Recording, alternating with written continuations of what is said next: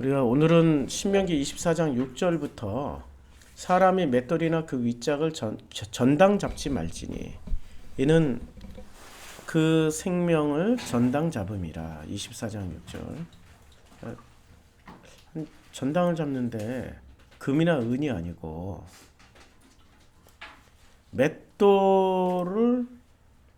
맷돌이나 그 윗짝, 그러니까 맷돌 중에서도 위에 돌리는 짝, 전당 잡지 말지니 이는 그 생명을 왜 맷돌하고 생명하고 전당 연결을 시킬까요? 참 신기하죠? 아니 어떻게 맷돌하고 다른 게 수도 없이 많은데 맷돌과 생명을 동일시했단 말이에요. 그래서 전당품으로 잡지 말라고 그래요. 그러면 우리는 여기서 또 알 수 있는 여러 가지 팩트가 나옵니다. 야, 광야 생활에도 정당포가 있었구나. 그리고 광야 생활에서도 전당품을 맡길 정도로 돈이 급한 상황이 여러 번 있었겠구나. 그런 광야 생활은 만나와 메추라기와 구름 기둥과 불 기둥과 오직 하나님의 그 은혜와 하나님의 돌보심만으로도 충분한 세상이 거나 아니었거나. 근데 그걸 누가 결정해요? 하나님이 결정할까요? 사람이 결정할까요? 만나와 메추라기와 구름 기둥과 불 기둥, 성막과 법궤를 통하여서 사람들에게 필요 충분 조건을 다 제공해 주는데도 그걸 필요 충분하다라고 결정하는 주체는 하나님일까요? 사람일까요? 사람이 요구하는 대로 하나님이 다 채워주시려면 하나님 뭐가 되죠? 그때부터? 사람이 요구하는 대로 다 채워주면 하나님 뭐가 되냐고요? 애굽의 바로가 된다고. 이집트에 요구하는 대로 다 채워주는 게 세상 임금이잖아요. 아니 지금 민주주의 하자라는 게 그거 아니에요? 아니 수많은 대중들이 원하는 대로 다 채워달라고 민주주의 하는 거 아니에요? 그렇죠. 그럼 하나님은 민주주의에서의 하나님입니까? 아니면 독재자로서의 하나님입니까? 이거 굉장히 헷갈리죠. 사람이 요구하는 대로 다 해결해주면 그 사람들이 행복해하고 그 사람들이 정말로 하나님을 사랑할까요? 예수님 말씀하셨어요. 욕심이 잉태한즉 죄를 낳고 죄가 장성한즉 사망을 낳는다고 그랬습니다. 그러면 인간이 행복해하는 것은 정말로 관계 때문에 행복해할까요? 끊임없는 욕망 충족 때문에 욕망 충족을 행복이라고 생각할까요? 욕망 충족을 행복이라고 생각하는 거죠. 우리는 어떤 목표를 성취하고 자기가 가지고 있는 어떤 것들을 성취해낼 때 비로소 그것을 성취의 기쁨을 행복이라고 생각하고 그렇게 배워왔단 말이에요. 우리는 거대한 이데올로기 속에서 그렇게 배워왔다 말이죠. 하나님이 주셨던 만나만 가지고도 충분히 행복할 수 있단 말이에요. 그런데 그 만나만으로는 행복할 수 없으니 고기를 달라, 부추를 달라, 마늘을 달라, 뭐 여러 가지를 달라 외쳤던 거 아니에요? 그러니까 만나만으로는 만족 못하는 거예요. 그거는 인간의 욕망 대 하나님의 현실이 부딪히는 자리예요. 하나님은 그걸 다 주실 수 있단 말이에요. 근데 하나님의 현실은 주면 안 되는 현실이고 인간의 현실은 그걸 꼭 받아 먹어야 돼. 고기는 반드시 먹어야 되고. 그러다 보니까 그 부딪히는 현실에서 뭐가 나오는 거예요? 인간이 욕망이 이겨먹는 거죠. 하나님의 현실을 인간의 현실이 뛰어넘기 시작하는 거예요. 하나님의 현실을 인간의 현실이 뛰어넘는데 그 강력한 힘이 뭐가 돼요? 인간의 숫자예요. 그들은 수요가 많음이라. 성경에서 여러 번 반복되죠. 인간의 머릿수가 많아지고 단체가 되고 거대한 집단이 되면은 인간은 무조건 100% 옳다라고 믿어버려요. 광화문에 300만 모인 사람들은 빼도 박도 안 하고 무조건 자기네들이 옳다라고 믿어요. 더하거나 뺄 필요도 없어요. 서초동에 모인 사람들도 100% 옳다라고 믿어요. 성경은 어떻게 말씀하고 있죠? 좁은 길을 가라고. 그 길은 찾는 자도 없고 길이 협착하고 힘들어서 갈 사람이 없어. 그냥 좁은 길로 가라고. 좁은 길로 가라고 말씀하고 계셔요. 그럼 좁은 길로 가는 사람은 무슨 문제가 생기냐면 먹고 사는 문제가 생기는 거죠. 주류 사회에서 벗어났으니까. 모든 먹거리와 잠자리와 안전을 보장하는 데서 벗어났으니까 가장 기본적인 안전에 대한, 먹금에 대한, 먹고 사는 문제에 대한 보장이 안 되잖아요. 그러면 그때에 필요한 게 뭐죠? 그때부터 그 사람은 세상이 주는 떡에서 벗어났기 때문에 세상의 떡을, 세상의 양식을 먹지 않고 하나님의 양식인 만나를 먹게 됩니다. 그게 광야에서의 궁극적인 목적이잖아요. 그 만나를 먹고 하나님이 보호해 주시는 그 보호에 따라서 살게 되어 있는 거죠. 그걸 체험하는 자리가 광야인데 그 광야에서 그걸 체험하려고 하는 사람은 극소수였어요. 60만 명 중에 몇 명이었다고요? 2명이요. 나머지 59만 9,998명은 엄청난 숫자예요. 59만 9,998대 2니까 그 사람들은 그 좁은 길을 선택해서 가지를 않았어요. 살던 습관 그대로 갔다고요. 그대로 갔던 그 사람들에게는 맷돌은 중요한 건가요? 안 중요한 건가요? 그 사람들에게는 맷돌이 중요한 건가요? 전당포가 중요한 건가요? 59만 9,998명에게는 맷돌이 중요한 거예요? 아니면은 전당포가 중요한 거예요? 진지하게 물어보자고요. 맷돌이 중요해요? 전당포가 중요해요? 전당포가 중요한 거예요. 59만 9,998명에게는 자기네들의 욕망을 실현시켜줄 뭐라도 저당 잡혀서 바꿔 먹고 내가 먹고 싶은 거 먹고 살고 싶은 집에서 살고 입고 싶은 옷을 입고 싶은 그 욕망을 채워줄 수 있는 전당포가 중요한 거라고요. 근데 2명에게는 전당포가 중요한 게 아니라 맷돌이 중요했어요. 그 맷돌로는 무엇을 하는 거죠? 그래서 맷돌을 찾아봐야 되는 거 아니에요? 맷돌 찾아보면 나오죠. 구약 안에서 맷돌이 어떤 역할을 했는지 찾아보면 나올 거 아니에요. 출애굽기에 나올 거 아니에요. 자, 출애굽기에 애굽 땅에 있는 모든 처음 난 것을 왕의 11장 민수기 11장 8절에 나오는 백성이 두루 다니며 그것을 거두어. 그게 뭐예요? 만나를 거두어서 맷돌을 갈기도 하고 절구에 찢기도 하고 가마에 삶기도 하여 과자를 만들었으니 그 맛이 기름 섞은 과자 맛 같더라. 그러니까 맷돌이 어떤 역할을 했어요? 만나를 가는데 중요한 도구예요. 만나를 먹는데 맷돌은 필수품이라고요. 그러니까 맷돌은 무엇을 말하는 거예요? 하나님의 말씀을 양식으로 먹는데 가장 중요한 도구가 맷돌이라고요. 만나를 그대로 먹기에는 참 불편한 음식인 거죠. 음식 재료인 거죠. 그래서 만나를 갈아야 돼요. 맷돌로. 갈아서 그 만나를 자기가 필요한 대로 가공해서 조리해서 요리해서 먹게 되는 거란 말이에요. 그러니까 맷돌은 굉장히 중요한 거죠.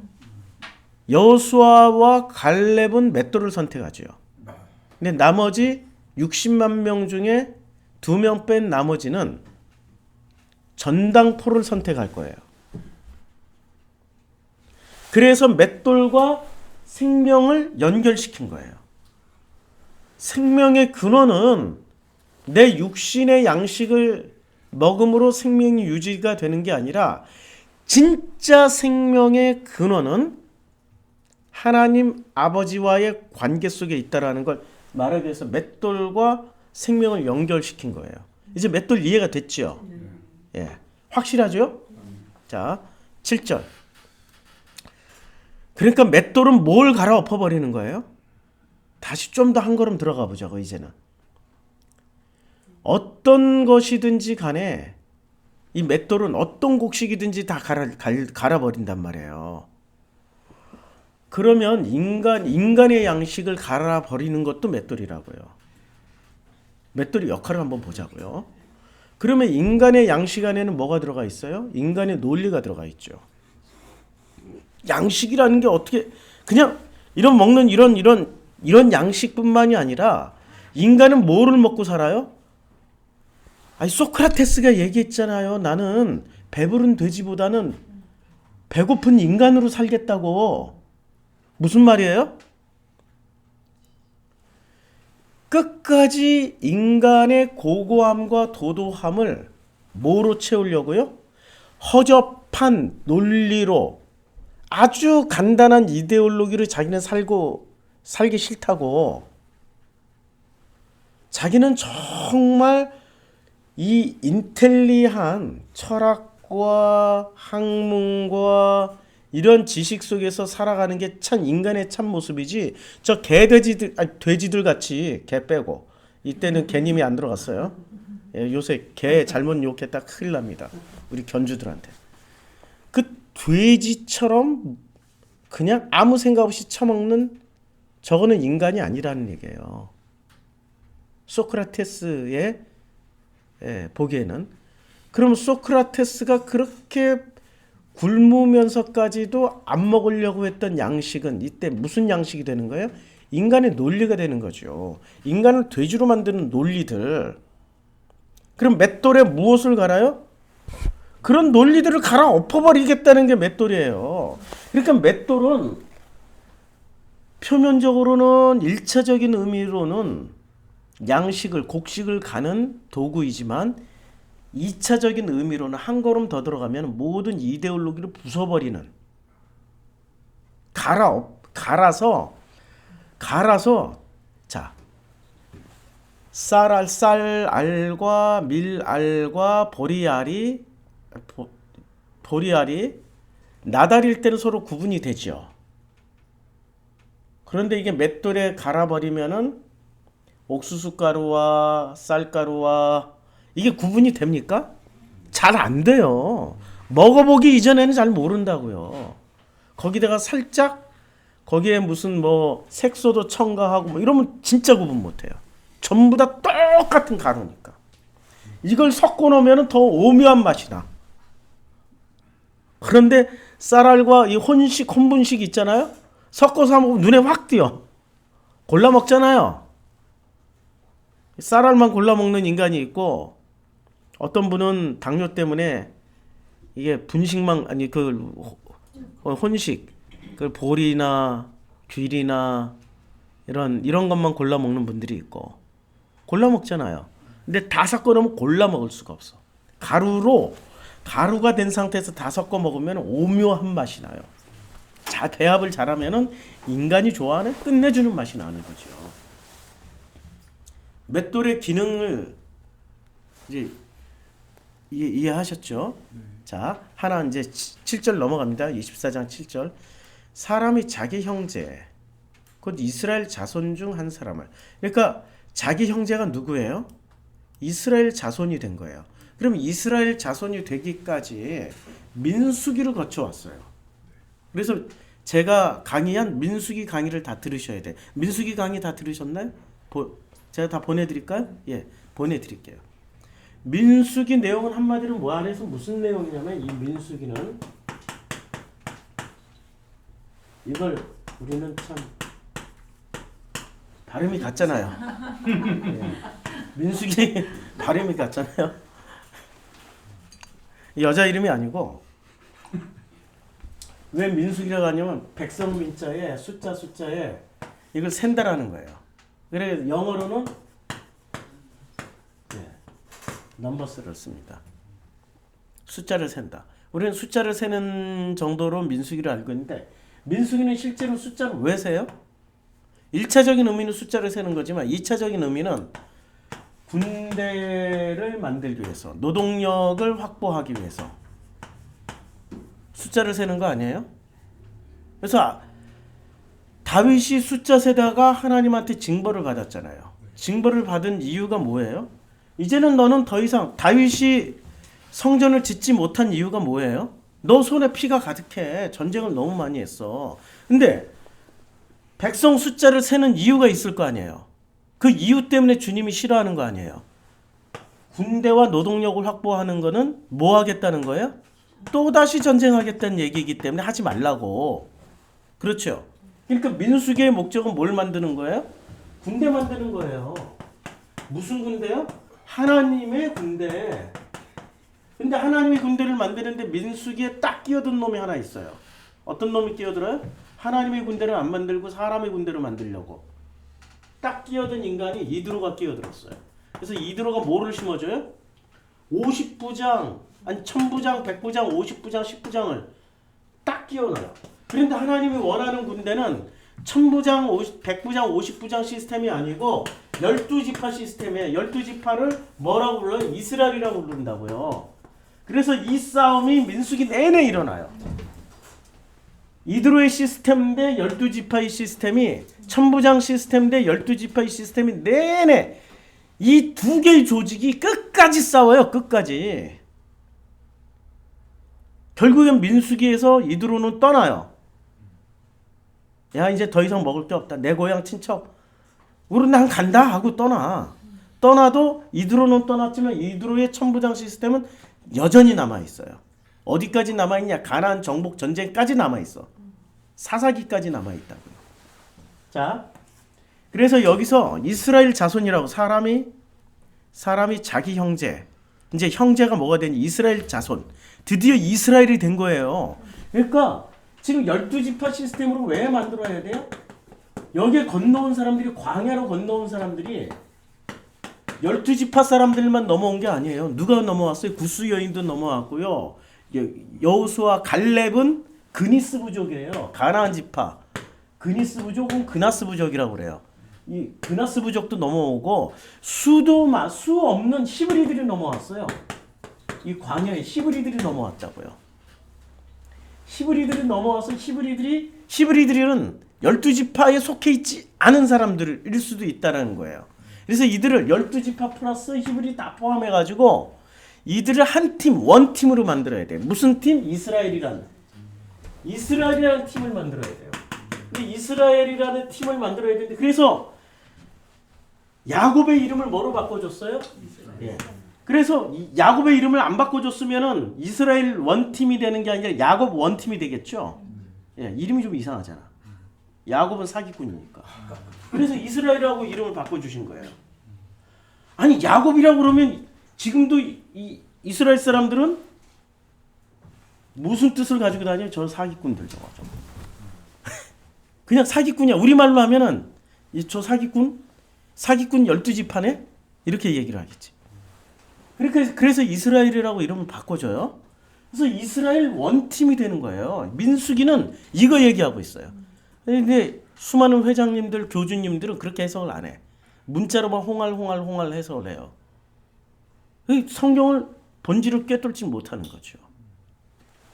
그래서 이스라엘이라는 원팀이 드디어 된 거야. 언제요? 신명기 24장 7절에 가서 이스라엘이 곧 뭐가 되어 있어요? 자기 형제가 되어 있는 거예요. 40년 동안 12지파 시스템으로 다 묶였어요. 그래서 그니스 부족이었던 갈렙이 어느 부족으로 들어가요? 유다 지파로 들어가서 이스라엘이 된 거예요. 그러면은 구스 여인이 모세랑 결혼했잖아요. 그럼 구스 여인은 어느 지파로 들어갔겠어요? 당연히 레위 지파로 들어갔겠죠. 이런 식으로 이스라엘 12지파로 다 재편성이 끝나요. 그게 광야 40년 만에 이루어져요. 광야 40년 만에. 그리고 광야 40년 만에 원팀이 됐기 때문에 원팀이 된 이스라엘은 무슨 일을 해요? 판판이 깨지고 혼나던 그런 족속들을 정복하고 들어가요. 아모리 족속을 멸절시켜요. 광야에서. 가나안 땅에는 아직도 아모리 족속이 남아 있었지만 아모리를 멸절시키고 또 미디안 족속을 멸절시켜요. 미디안 족속 모압 자손들을 박살을 내고 들어가요. 그게 어떻게 해서 가능해요? 이제 원팀이 된 거야. 원팀이 된 거야. 남한산성에서 보면 남한산성에 이게 좌의정, 우의정이 있는데 요 가운데 영의정이 있잖아요. 예? 아니 남한산성에서 이 적은 몽고군이 적이었어요? 아니면 요 내부의 적이 있었어요? 내부의 적이 있었단 말이에요. 내부의 적을 제거하지 않으면 아무리 강력한 군대 무기를 가지고 있더라도 외부의 적한테 당할 수밖에 없는 거예요. 제거를 해야 되는 거죠. 내부의 적을. 근데 끝까지 내부의 적을 제거를 못 하잖아요. 제거가 안 되니까 어떻게 돼요? 몽고군에게 한 방에 한 번 전투로 그냥 끝장나요. 남한산성에서는. 물론 원본은 여러 번 전투를 치러요. 근데 남한산성에서는 내부의 적이 척결이 안 되니 외부의 적에 그저 속수무책으로 당할 수밖에 없다를 보여주는 게 남한산성의 내용이잖아요. 그러면 이스라엘의 12부족으로 원팀이 되어야 되는데 원팀에 걸림돌이 있을 거 아니에요. 그 걸림돌이 뭐였죠? 이드로의 시스템, 천부장 시스템. 이미 감투를 썼다고. 난 천부장인데, 난 백부장인데. 이것들이 그걸 감투를 내려놓을까요? 안 내려놓죠. 그러니까 가나안 정복 전쟁에 여호수아의 가나안 정복 전쟁이 완벽하지가 않았어요. 그래서 아이성에서 바로 그것이 드러나 버리잖아요. 끊임없는 갈등 구조가 생겨나요. 자, 그래서 여기서 중요한 거는 자기 형제 이스라엘을 뭐라고 생각하냐면 드디어 형제라고 생각하는 거예요. 지금 구스 여인도 속해 있고 그나스족도 속해 있지만 이제 형제라고 합니다. 그럼 형제가 되기 위해서는 뭐가 원팀이 되기 위해서는 뭐로 원팀이 돼야 되냐고요. 사람을 한데 묶을 수 있는 그 이데올로기밖에 없어요. 그렇잖아요? 이데올로기밖에 없단 말이에요. 이데올로기밖에. 그런데 그 이데올로기밖에 없는데 그 이데올로기는 어떻게 해야 돼요? 무조건 맷돌로 갈아 버려야 된다고. 이제 이게 이해가 되는 거죠. 여기 한 구절 단어 하나하나가 그냥 나가는 단어 하나하나가 아니에요. 엄청난 논리적인 이 앞뒤 전후 맥락을 가지고 지금 진행이 되고 있는 이 글자란 말이에요. 이 글자 하나는 엄청난 역사를 담고 있다고요. 그러니까 자기 형제 곧 이스라엘 요 짧은 구 하나에도 민수기 전체가 요약돼서 들어가 있다고요. 그래서 이 사람이 자기 형제 곧 자손 중 이스라엘 자손 중 한 사람을 유인하여서 어떻게 해요? 종으로 삼거나 판 것이 발견되면 유인한 자는 어떻게 돼? 반드시 죽여야 돼. 이게 악이야. 왜 종으로 파냐고. 왜? 이게 지금 형제가 이스라엘의 형제가 되는데 몇 년 걸렸어요? 40년 걸렸단 말이에요. 구스 여인도 그나스 부족도 원팀이 되기까지는 40년이 걸렸고 그 팀이 되기까지는 끊임없이 맷돌에 만나를 갈아 먹은 후에 이렇게 된 거라고요. 그런데 유인을 해. 유인을 해. 종으로 삼아. 이 사람들이 어디에서 종되었었어요? 그렇죠. 그러면 광야에서는 광야에서 배워야 될 거 배워야 되는데 지금 광야에서 살면서 몸은 광야에서 사는데 이 사람들의 생활 패턴은 도로 뭐로 돌아가요? 애굽으로 돌아간 거죠. 그리고 그 종을 광야 그 애굽보다 더 나빠요. 팔아. 그리고 유인해서 만들어. 유인해서 종 만든다니까. 아니 지금 회장님들 교주님들이 하고 있잖아요. 아니 우리를 유인해서 종으로 만들어 놓고 있잖아요. 그래서 회장님들의 그 논리를 어떻게 돼요? 그 모든 설교 그 양식들을 맷돌에 갈아버려야 된다니까. 그걸 전당포에 잡혀서 뭘 맛있는 거 사 먹지 말고 자기가 원하는 거 사 먹지 말고 무슨 말인지 알겠죠? 얼마나 기가 막혀요. 지금 성경은 지금 이 순간을 정확하게 설명해주고 확인해주고 있단 말이에요. 그래서 유인한 자를 어떻게 해요? 반드시 죽여요. 반드시 죽여요. 하나 두고 보세요. 그래서 미가 선지자가 뭐라고 말하냐면 이 쇳불로 아방에게 전쟁에 나가소서라고 예언을 해줬던 그 시드기야와 400명의 선지자에게 미가 선지자가 뺨을 맞을 때 뺨을 때렸어요. 미가가. 왜냐면 401대 1이에요. 400명 대 시드기야가 있으니까 401명이야. 예? 401명 대 1이에요, 지금. 그러니까 숫자가 많으니까 목소리가 이데올로기가 되고 목소리가 사람을 설득한다고요. 근데 좁은 길 가잖아, 혼자. 아무도 안 가는 401명이 가는 길을 미가 혼자는 안 가요. 뺨을 맞으면서도 당신은 전쟁 나가면 죽어. 하나님이 그게 다 예정해 놓은 길이야. 나가면 죽어. 그 아합이 전쟁 나갔는데 그 전쟁에 또 이 남유다 왕까지 덩달아 따라 나갔다가 그 왕부터 먼저 죽잖아요. 그 다음에 아합도 죽고.